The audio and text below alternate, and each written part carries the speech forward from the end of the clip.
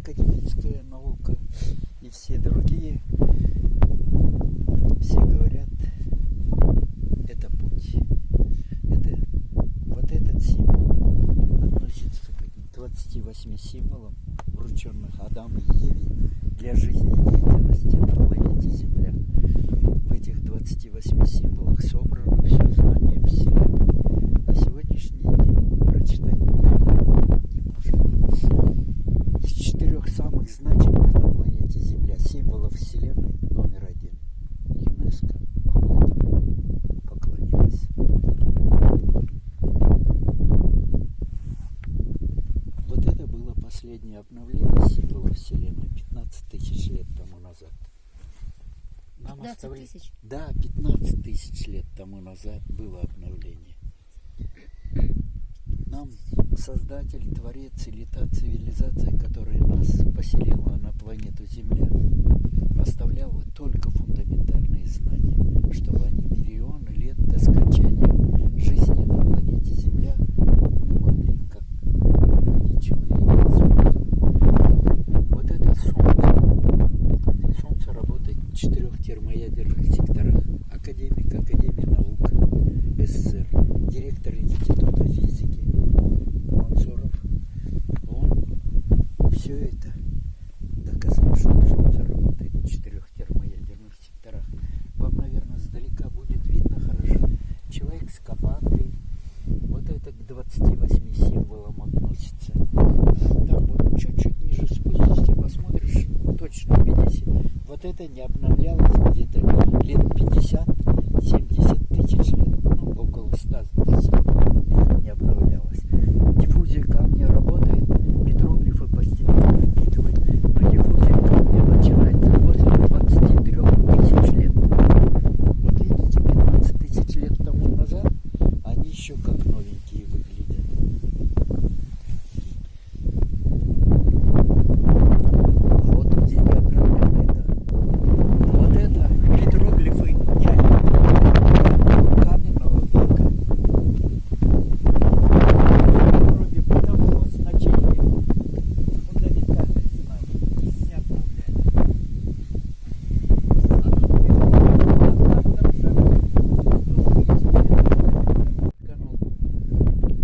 Фрагментики только лишь остались.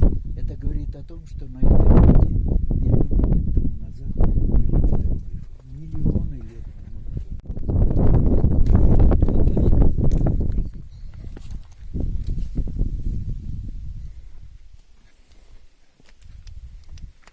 Молодец, девушка. А вот лошадь Камила.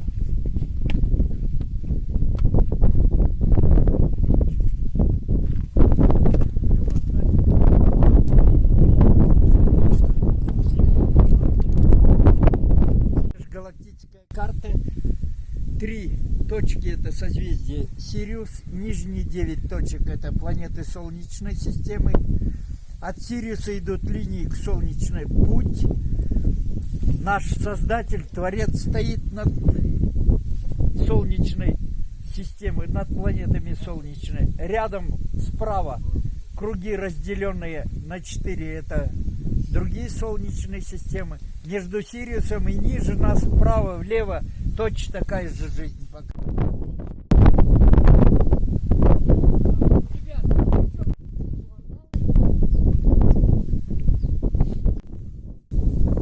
Исторический новый профессор из 3 знаменитых выдающихся ученых на планете Земля по петроглифам.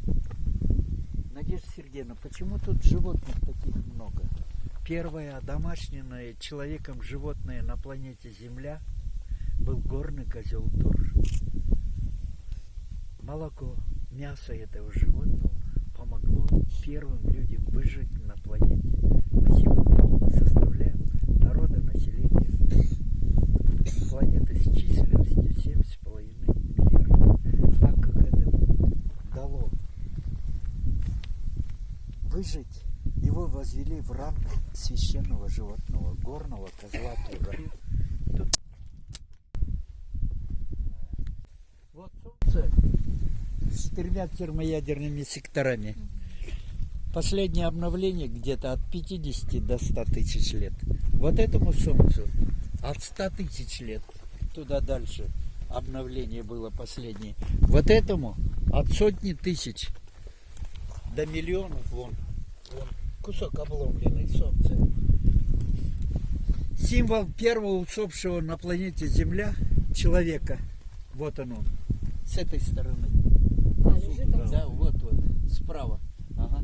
Первое животное на планету Земля доставили Сайгу. Вон она, 5-7 миллионов лет тому назад. Вон она, Сайга выше стоит. Вот это горный козел Тур, но из рогов горного козла Тура сделали символ бесконечности. Это говорит о том, что горный ДНК горного козла Тура, он выводится везде. Он бесконечен на планете Земля до апокалипсиса. И во Вселенной он бесконечен. Почему сделали? Смотрите, Вселенная состоит из вакуума. Вакуум бесконечен. В этом вакууме появилась материя. Материя бесконечна. Это питание. Это миллионы лет тому назад. Вот эти два символа бесконечности. Здесь все остальное впитано. Нам показали, что вакуум бесконечен, и материя в этом вакууме бесконечна. Человечество начало терять фундаментальные знания о планете Земля, о Солнечной системе, о Вселенной. И в позднем бронзовом веке Солнце стали вот так рисовать, как маленькие дети, уже не знают. Но зато здесь, вот на этой плите, видно, что был человек в скафандре. Ну, сейчас уже он впитался, вот он стоит. Вот эти какие-то линии, какие-то еще точечки сохранились. Вот это место называю первая открытая книга. В прошлом году ЮНЕСКО говорит, вы правильно называете. Американцы называют такие места, у них все бытовые, тетрадями. Ваше название нам лучше нравится. Первая открытая книга. Нам показали здесь на первой открытой книге, в каком квадрате мы во Вселенной летим. Вся Солнечная система. А мы летим со скоростью 120 километров в секунду. И летим по спирали. И вот они показаны спирали нам. Один оборот по спирали с этой скоростью 120 километров в секунду мы за 80 тысяч лет делаем. Вся Солнечная система летит с такой скоростью, и один оборот за 80 тысяч лет.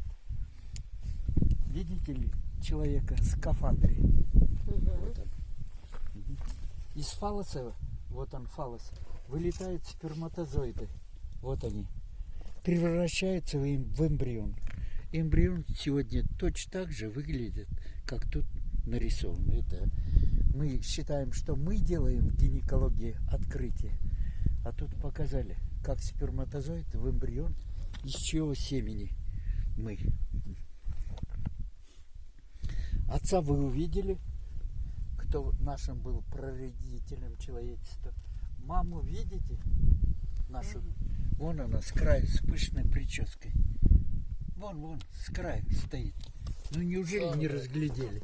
Вот она, видите, прическа, вот женщина.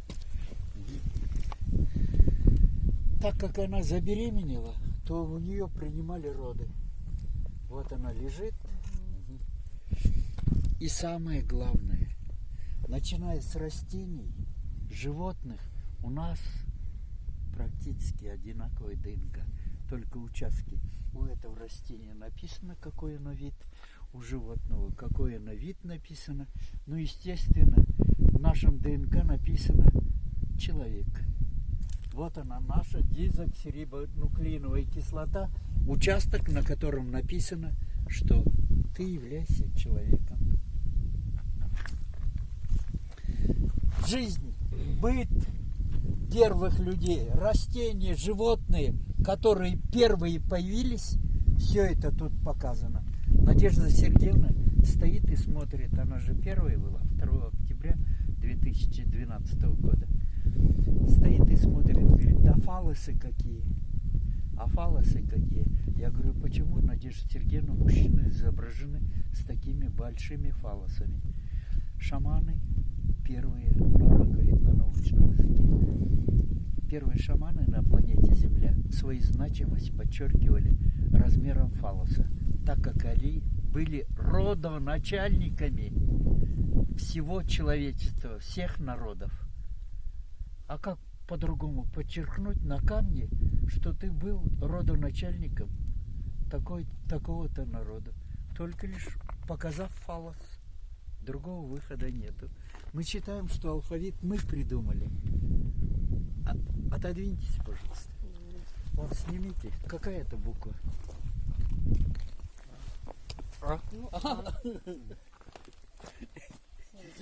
Все нам дали создатели, наши творцы дали. Или та цивилизация показала все нам. А ДНК-то только лишь в конце 20 века, в начале 21-го еще это было не познано и по сей день не познано. А первые люди знали все. А иначе мы бы не выжили без таких фундаментальных знаний.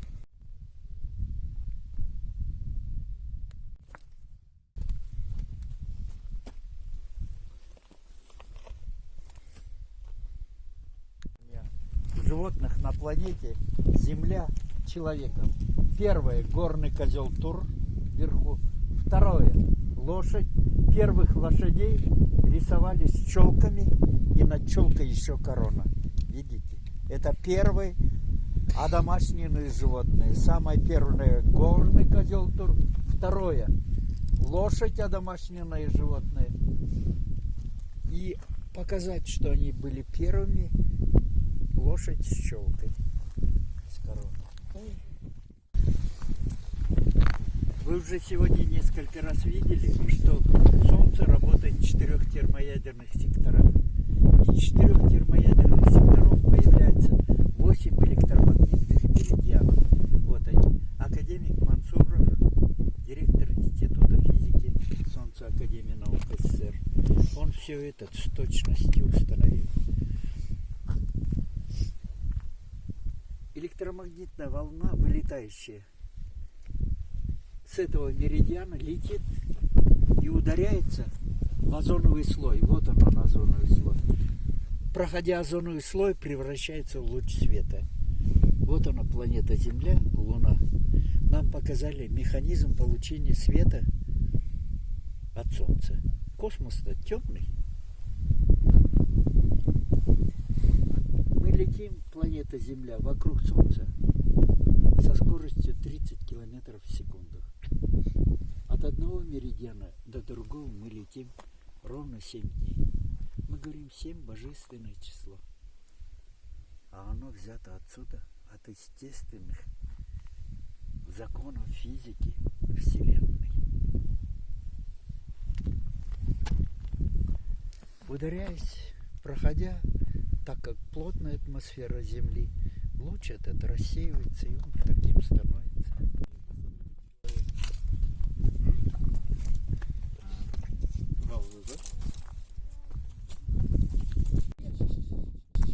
Хронология появления первых животных на планете Земля. Какие животные начали первым создавать? Вокруг Солнца существует гелиосфера. Вон она. В виде цветка выглядит. Это впитанный петроглиф. Но его видно еще. Так вот, все 9 планет Солнечной системы летают в этой гелиосфере. Кто летает за пределами, уже не относится к Солнечной системе. Первые люди, они обо всем знали. Сегодня современные Хабблы, все прочее, только лишь догнали, что гелиосфера вокруг Солнца, в которой летают все планеты, именно выглядит так. А этим петроглифом миллионы лет. Ну, разворачивайтесь.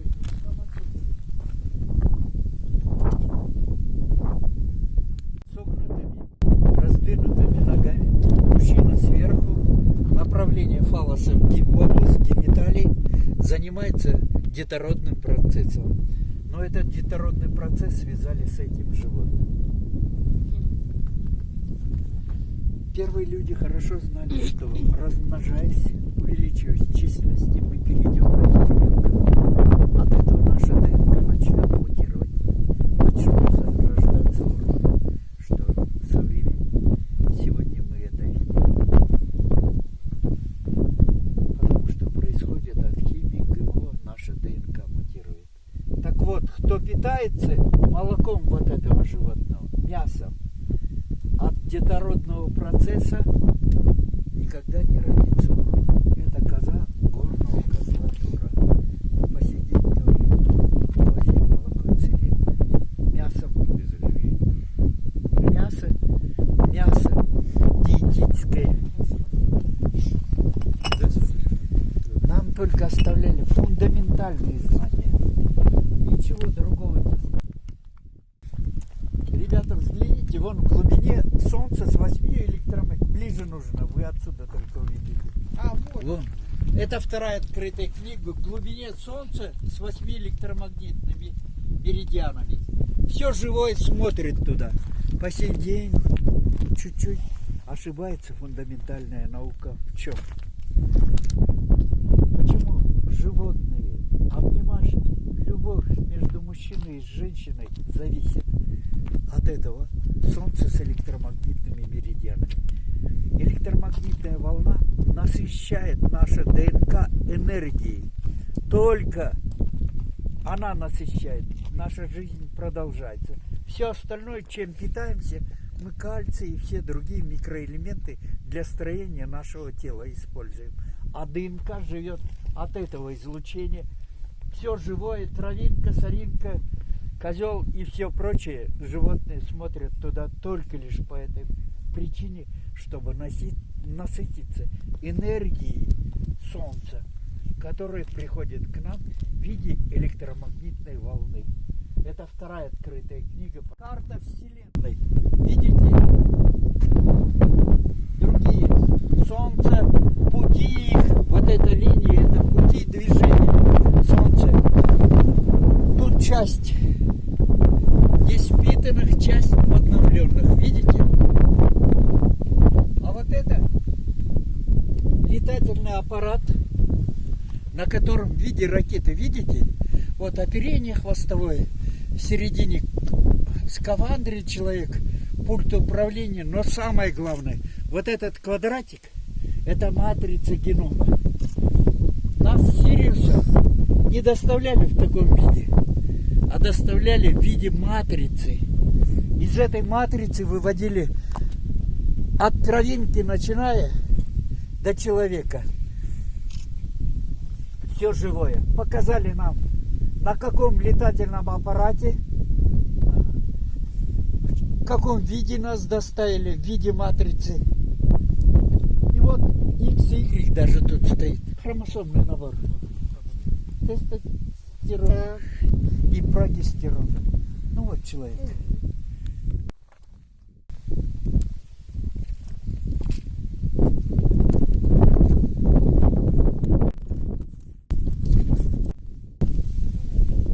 Даже похоже, как вот прям трава, вот здесь вот они.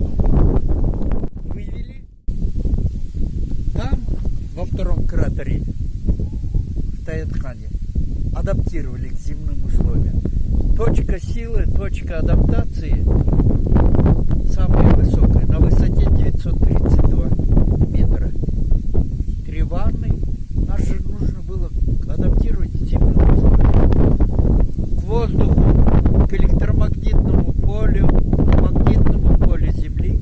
И вот отсюда возили, вон там древняя дорога. Ученые все это подтвердили, что это фундамент моста, да, что это та древняя дорога, туда возили на адаптацию. Может, в пробирке, может, уже в виде как маленького младенца возили для адаптации. Вот она, книга жертвоприношения. Так как это было святилище первых людей, вы видели 2 человека к солнцеголовому божеству в человеке в скафандре, поднимали руки, то первое, кому поклонялись, это первым своим создателям, здесь первые люди, и приносили жертвоприношения. Животных. Вот она. Книга жертв большой точки, маленькие крапления